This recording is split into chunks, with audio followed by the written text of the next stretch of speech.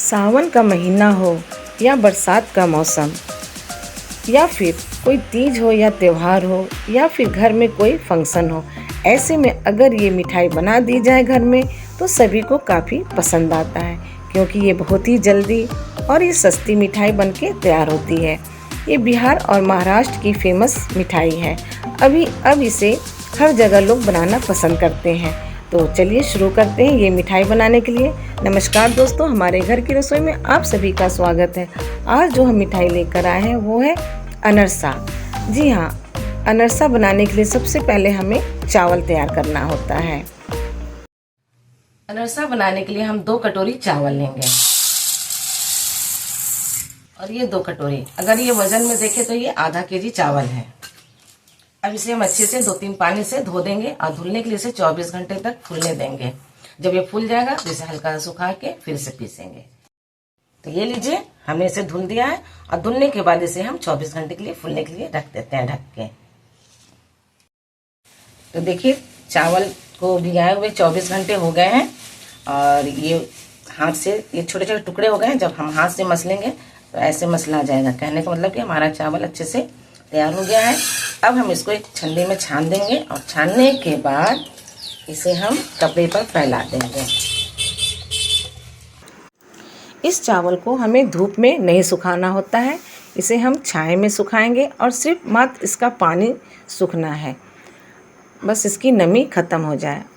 तो देखिए, अब हमारा चावल सूख चुका है। हमने यहाँ पर एक मिक्सर जार लिया है, इसमें हम 2 बार करके इस चावल को हम पीस लेंगे। इसका हमें इस चावल का आटा तैयार करना है। तो देखिए, हमारा चावल कुछ इस तरह से भरभरा हो चुका है। हमारा चावल ज़्यादा नहीं सूखा है।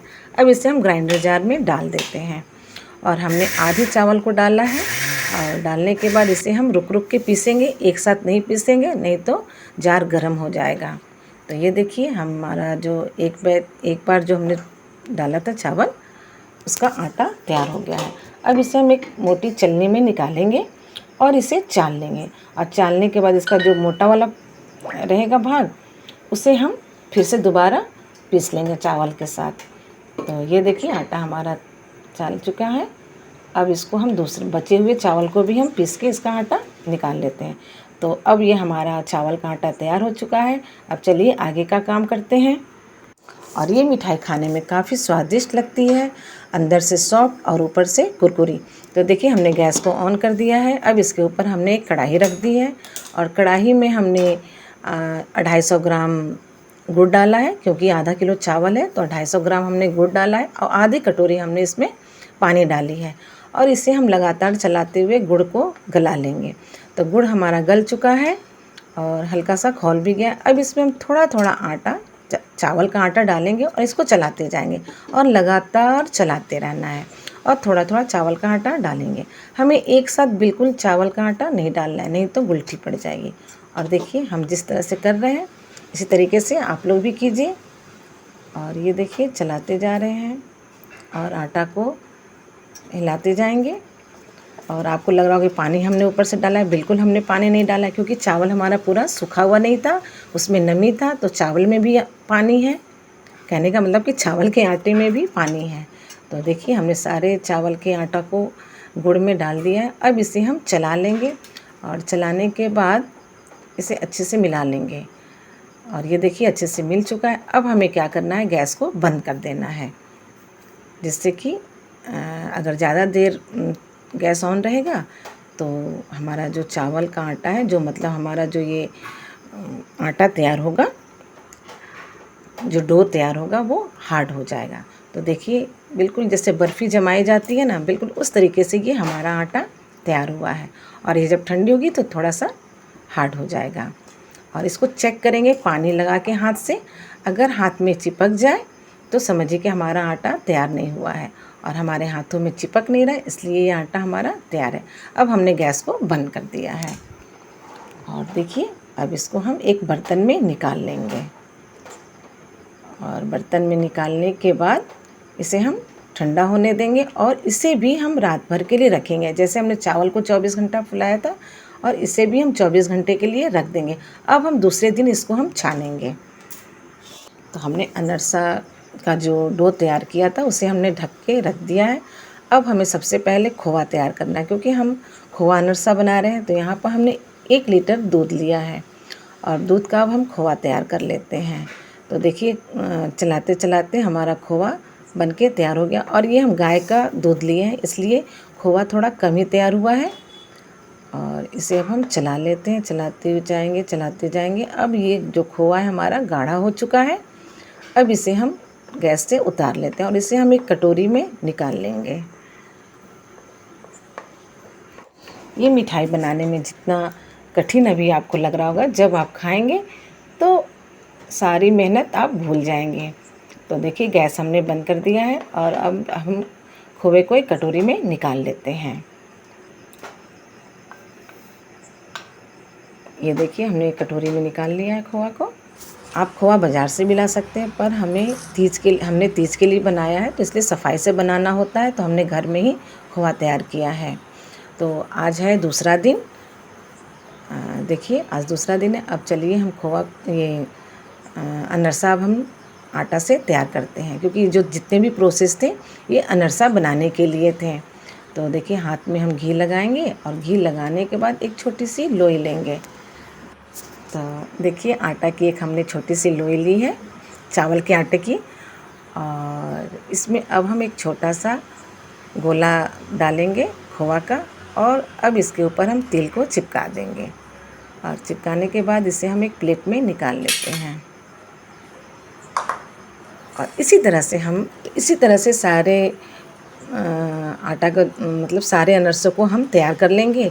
एक गोला लेंगे लड्डू की तरह, उसके बाद पेड़ा बनाएंगे। पेड़ा बनाने के बाद उसमें हम खोआ को भर लेंगे।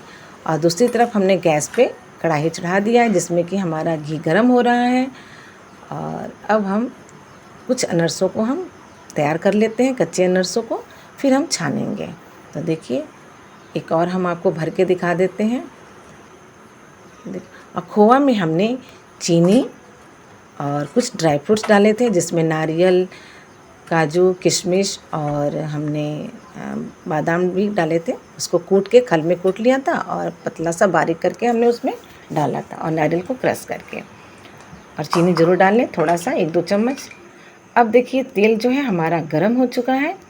इसमें एक छोटी सी लोई लेकर हम डालकर, मतलब एक छोटी सी गोली लेकर हम इसमें डालकर देखेंगे कि हमारा कढ़ाई में चिपक तो नहीं रहा है।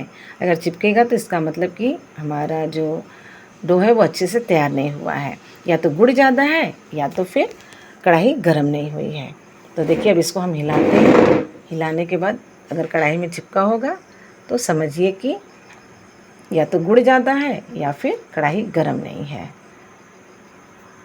तो देखिए जब हम पलटे से इसको पलट रहे हैं तो बिल्कुल भी कढ़ाई में नहीं चिपका है और तेल में आराम से तैरने लगा, क्योंकि चावल का आटा थोड़ा सा भारी होता है और जब तेल में डालेंगे तो नीचे बैठ जाता है, और जब ये पकने लगेगा तो ऊपर तैरने लगता है।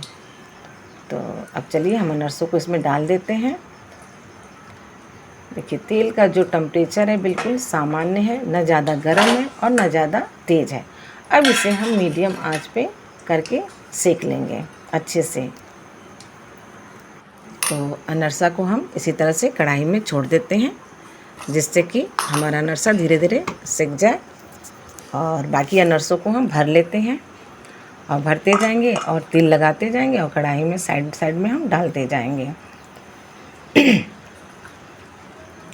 और अब देखिए हल्का सा फूलने लगा है, ऊपर की ओर अनरसा आने लगे हैं। तो अब अनरसे पलटने के लायक हो गए हैं, हल्का सा फूलने लगा है। अब इसे हम धीरे धीरे एक एक करके पलट देते हैं। और पलटने के बाद इसे हम तुरंत मतलब 1 सेकेंड 2 सेकेंड रखेंगे, उसके बाद से हम अनरसों को निकाल देंगे। ज़्यादा देर तेल में अनरसों को नहीं रखना, अगर ज़्यादा देर रखेंगे तो फिर कड़े हो मतलब काफ़ी ज़्यादा सेक जाएंगे, क्योंकि इसे ज़्यादा देर तक तेल में नहीं सेकना होता है, क्योंकि हमारा जो चावल का आटा है वो पहले ही पक चुका है। जब हमने उसको आटा गुड़ में हमने चाड़ा था, चाड़ना उसको बोलते हैं हम लोग।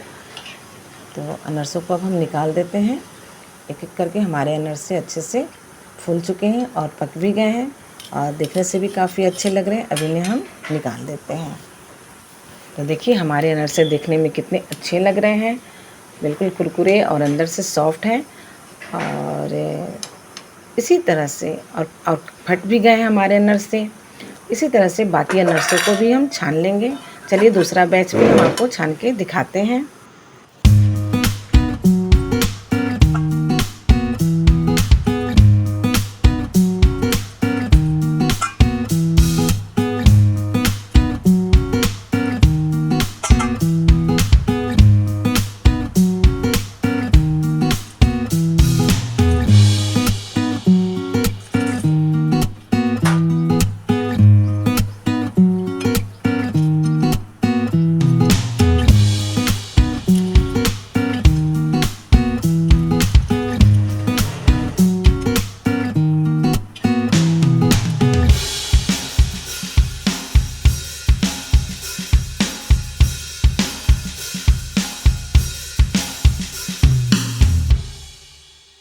तो इसी तरह से बाकी अनरसों को भी हम छान लेंगे। और ये लीजिए हमारा अनरसा बन के तैयार है। अब आप लोग भी त्यौहार में अनरसा बनाइए और बताइए कि आप लोगों का अनरसा कैसा बना और हमारा अनरसा आप लोग को कैसा लगा। अगर अच्छा लगा हो तो ज़रूर बताइएगा, लाइक कीजिएगा, शेयर कीजिएगा और सब्सक्राइब कीजिएगा। फिर मिलते हैं एक नई रेसिपी के साथ। हैप्पी तीज।